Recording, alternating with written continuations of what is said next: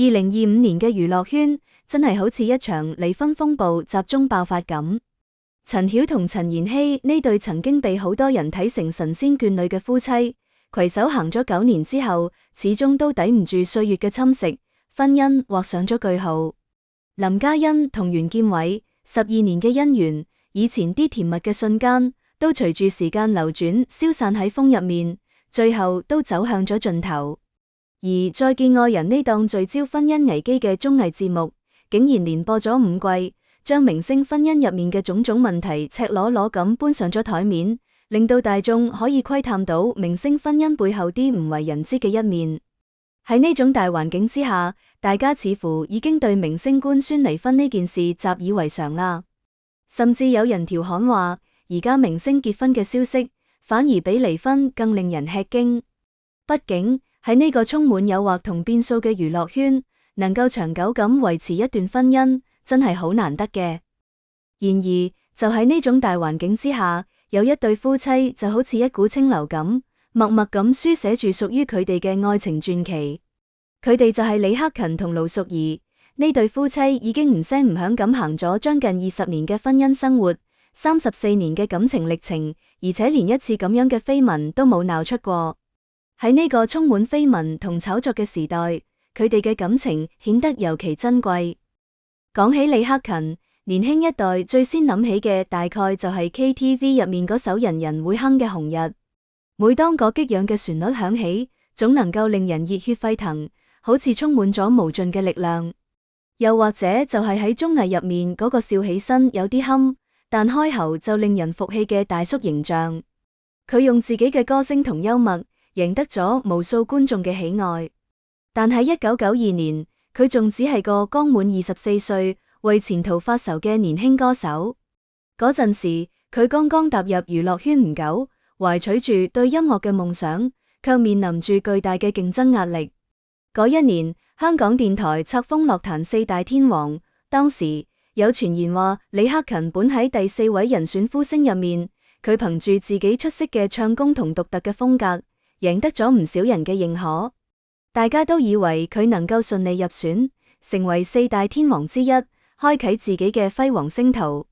然而，最後嘅人選竟然係剛從台灣地區回流香港發展嘅郭富城。呢個結果無疑俾咗李克勤沉重嘅打擊。呢啲嘢擱喺邊個身上都唔好受，畢竟邊個唔希望自己嘅努力能夠得到認可，邊個唔渴望喺事業上取得成功呢？可命運有時候就係咁奇妙，佢關上一扇門嘅同時，確實會打開另一扇窗。亦都正係喺嗰一年，李克勤遇見咗後來陪伴佢一生嘅人盧淑儀。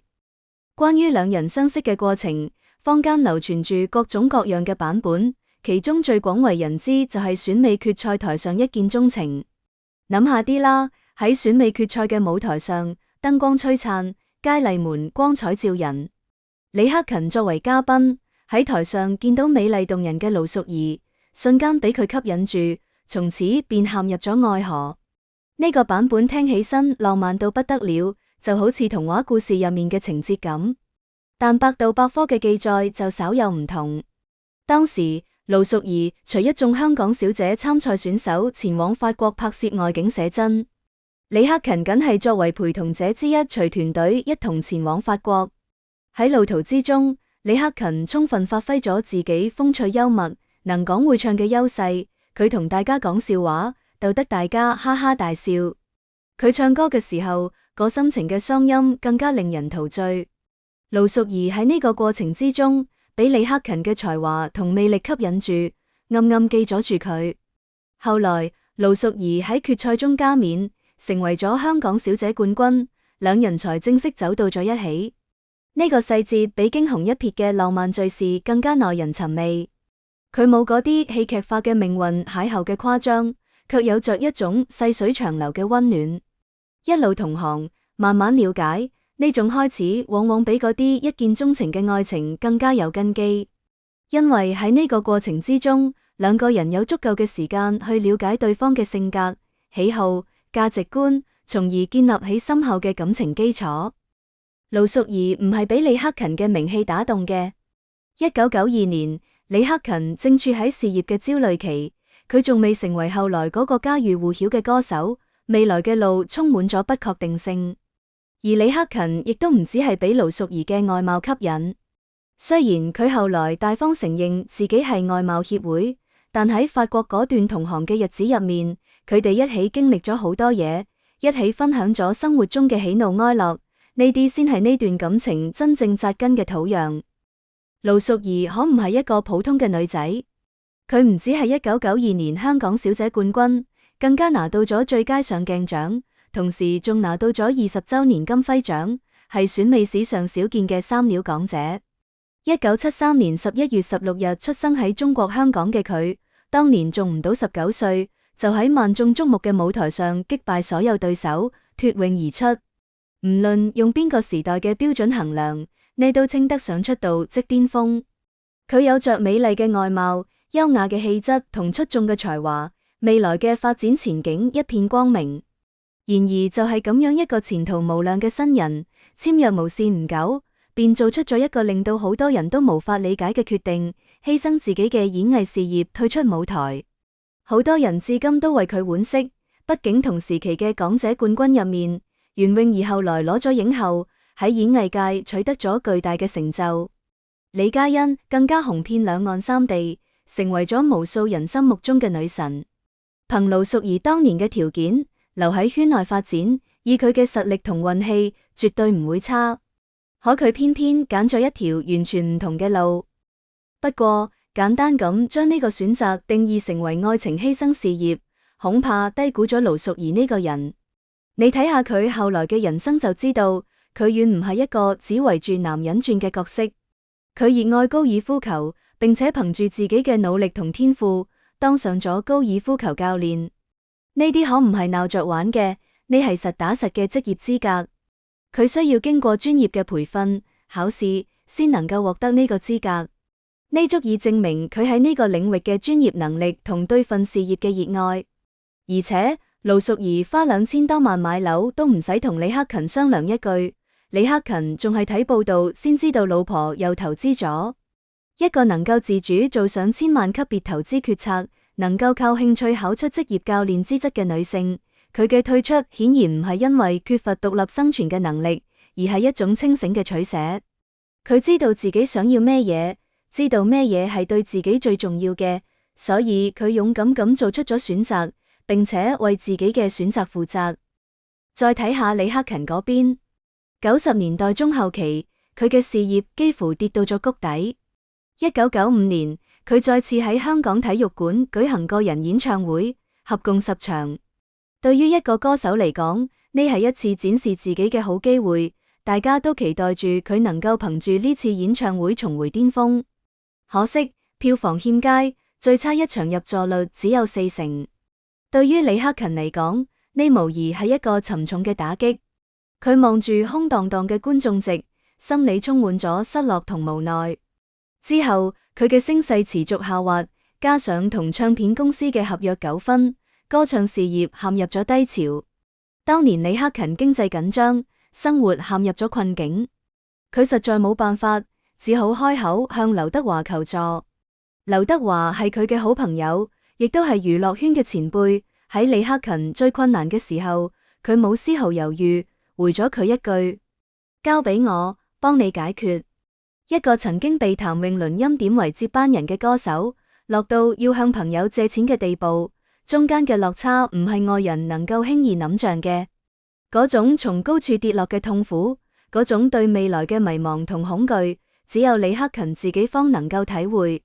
偏偏就係喺呢段最唔被睇好嘅日子入面，盧淑儀冇動搖。1995年6月，盧淑儀曾專門陪李克勤赴美國灌錄唱片。喺異國他鄉，佢哋相互陪伴，相互鼓勵。返到香港喺機場接受記者訪問時，盧淑儀公開承認已同克勤相戀3年之久。嗰陣時，李克勤嘅事業正喺走下坡路，公開戀情對盧淑儀自己嘅形象都冇咩加分。畢竟喺嗰個時代，明星嘅戀情往往會影響到佢哋嘅事業發展。但佢仍然坦然咁站咗出嚟，勇敢咁面對公眾嘅質疑同壓力。喺今日嘅戀愛風險評估思維入面，呢種做法大概會被認為唔夠理性。人們會諗好多嘢，譬如事業發展、公眾形象、未來規劃等等，然後再決定係咪公開戀情。可30多年後回頭睇，你唔得唔承認，有時候人嘅直覺同判斷力比精打細算更加靠譜。盧淑儀憑住自己嘅直覺同對李克勤嘅感情，做出咗呢個勇敢嘅決定。佢相信李克勤，相信佢哋嘅感情能夠經得起時間嘅考驗。兩人戀愛長達13年之後，終於喺2006年修成正果。2006年初，李克勤於10大勁歌金曲頒獎典禮上宣布二人婚訊。呢個消息令到無數粉絲為之歡呼，佢哋終於等到咗呢一日。2006年11月28日，兩人在尖沙咀香港洲際酒店設宴結婚。婚禮現場佈置得溫馨而浪漫，由譚詠麟及陳百祥擔任婚禮領導人，劉德華任伴郎。當年幫佢渡過經濟難關嘅劉德華，如今站喺身旁見證佢最幸福嘅時刻，份友情喺婚禮上都有咗一個完整嘅注腳。盧淑儀喺婚宴上數度感動落淚。佢剖白心聲話嫁到克勤係自己嘅驕傲。嗰一刻，佢覺得自己係世界上最幸福嘅女仔。婚後嘅生活節奏好緊湊。2007年10月22日，盧淑儀於香港生下同李克勤嘅第一個仔，英文名 Lion， 中文名李立仁。呢個小生命嘅到來，俾呢個家庭帶來咗無盡嘅歡樂同希望。2010年4月，盧淑儀喺香港養和醫院分娩為李克勤再生一子，次子取名 Rex， 中文名李力斯。兩個仔嘅到來，令到呢個家庭變得更加完整同溫馨。到2026年4月嘅今日，大仔 Lion 已經18歲，即將步入真正嘅成年人生活。對任何一對父母嚟講，睇住仔女長到同自己咁樣高，大概都會忍不住感慨時間過得太快。佢哋見證咗仔女嘅成長，亦都喺呢個過程之中感受到生命嘅奇妙同美好。當然，呢段婚姻亦都唔係完全冇波折。2025年11月，一件突發嘅家事把一向低調嘅盧淑儀推到咗輿論前台。盧淑儀嘅77歲父親盧國輝宣布同仔盧旭培正式斷絕父子關係。原來盧旭培長期深陷債務問題，全家人已經多次幫佢處理債務，金額高達數千萬港元。家人為咗幫助佢，可謂傾盡全力，唔止攞出自己嘅積蓄，仲四處借錢。然而問題始終未能解決，盧旭培仍然深陷債務嘅泥潭無法自拔。李克勤隨後回應：對於家人因呢件事受到嘅困擾，我非常心痛。我完全支持及尊重外父、外母同太太嘅決定。呢件事嘅處理方式好能體現呢對夫妻嘅性格。佢哋冇喺社交媒體上反覆渲染情緒，冇利用輿論博取同情，就係簡潔表態，劃清界限，保護核心家庭。你對比下近2年娛樂圈入面各種控訴蚊、暗示大賽同公關拉鋸戰，佢哋嘅做法確實顯得更加利落。喺明星家事動輒演變成全網吃瓜盛宴嘅當下，呢種分寸感本身就係一種唔容易學到嘅能力。佢哋知道家事係自己嘅隱私，唔需要向外界過多咁解釋同說明。佢哋更加注重嘅係保護家人嘅感受，維護家庭嘅和諧。值得注意嘅就喺家事風波前後，李克勤嘅演藝事業反而迎來咗一波新嘅活躍期。2025年12月31日，佢參與咗夢圓東方2026東方衛視跨年盛典嘅直播演出。喺舞台上，佢依然活力四射，用自己嗰深情嘅歌聲征服咗無數觀眾。2026年2月4日，佢參與央視聯合舉辦嘅《敢夢敢為追覓之夜》演唱會。場演唱會嘅規格好高，能夠參與其中，說明李克勤喺華語樂壇嘅地位依然不可撼動。2月14日，佢登上2026深圳衛視春節聯歡晚會嘅舞台。喺呢個萬家團圓嘅時刻，佢用歌聲俾大家帶來咗歡樂同溫暖。3月2日，佢仲推出咗個人新單曲《你的愛情回不來》。呢首單曲一推出，就受到咗廣大歌迷嘅喜愛同追捧。佢仲帶住 Best Wishes 2026巡演登上咗北美舞台。一個58歲嘅歌手喺幾個月內密集穿梭於央視、衛視同海外舞台之間，呢種工作強度放眼華語樂壇都唔多見。從某種角度講，李克勤事業上嘅長青同佢穩固嘅家庭後方有着直接嘅關係。一個歌手喺50多歲仲能夠保持住旺盛嘅創作同表演狀態，光靠天賦係唔夠嘅，佢需要一個令到自己放心嘅後方，一個能夠俾佢支持同鼓勵嘅家庭。盧淑儀承擔嘅正係呢個角色，佢唔係傳統意義上事事包辦嘅賢內助形象，而係一個有自己生活節奏、有獨立經濟判斷力，同時又能夠喺關鍵時刻穩住大局嘅搭檔。佢有自己嘅興趣愛好，有自己嘅事業追求，唔會將全部嘅精力都放喺李克勤身上，但佢又會喺李克勤需要嘅時候，俾佢無微不至嘅關懷同支持。佢同妻子盧淑儀還都係資深嘅羽毛球運動愛好者，佢哋唔止經常現身賽場為中國國家羽毛球隊加油打氣，仲同其中嘅多位隊員保持住良好嘅私交。兩個人有各自嘅愛好，亦有共同嘅空間。佢哋可以喺羽毛球場上盡情揮灑汗水，享受運動嘅快樂，亦可以喺屋企一齊聊天、睇電視，享受溫馨嘅家庭時光。呢種關係嘅彈性係好多明星夫妻唔具備嘅。